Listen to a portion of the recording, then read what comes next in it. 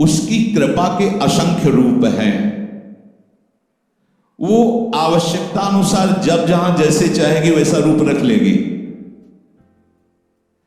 और आप शरणागत हैं तो आपके लिए अब कृपा के सिवा कोई दूसरा होगा नहीं।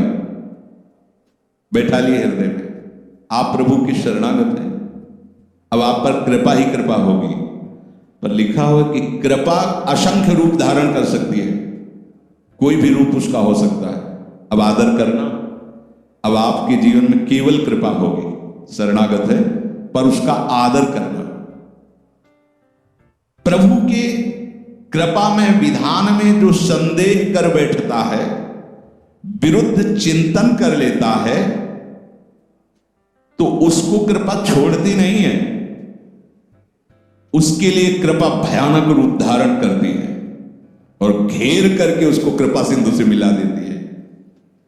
और जो हृदय की निर्मलता से, विश्वास से, प्रेम पूर्वक सराहता रहता है, वाह अपना मानकर दंड दिया, बहुत अच्छा किया, आपने जो जो किया ना बहुत अच्छा किया प्रभु। अब लगता है कि आपने मुझे स्वीकार कर लिया, क्योंकि आप कुछ भी करने में अब हिचकते नहीं, हमसे पूछने की जरूरत नहीं है, आप जो जो कर रहे हैं बहुत। उसके लिए कृपा बहुत मृदु और शांत होकर प्रकाश रूप से उदित होती है और प्रभु के पास पहुंचा देती है। कृपा बख्शेगी नहीं। अब शरणागत हो, अगर ज्यादा चतुराई करोगे तो भयानक रूप धारण कर लेगी। अब तुम्हें जाना ही है प्रभु के पास, अगर सुलझोगे तो शांत सौम्य होते हुए आपको पहुंचा देगी।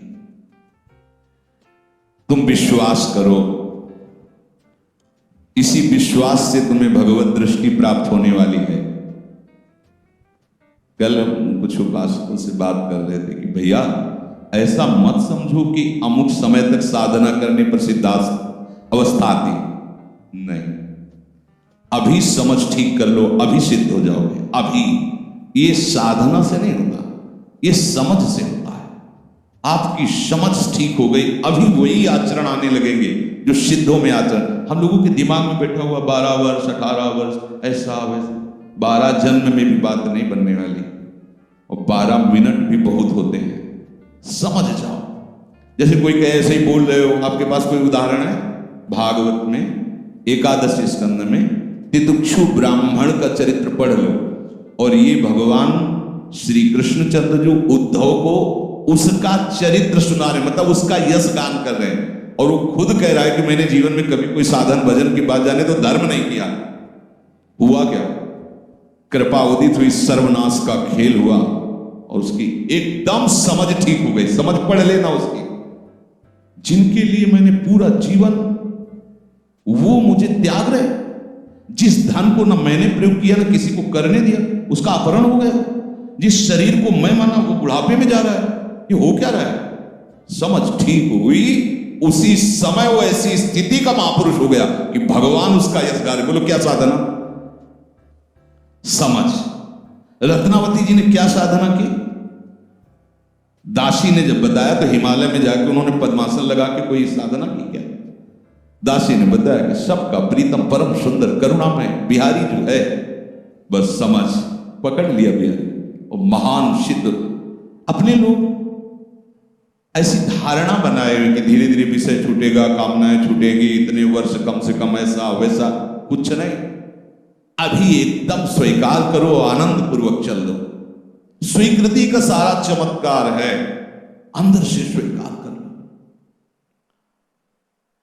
अब तुम्हें ध्यान दीजिए, वही पदार्थ, वही परिस्थिति, वही कार्य प्राप्त होगा जिससे तुम्हारा मंगल होगा। काहे को खोपड़ी लड़ाते हैं?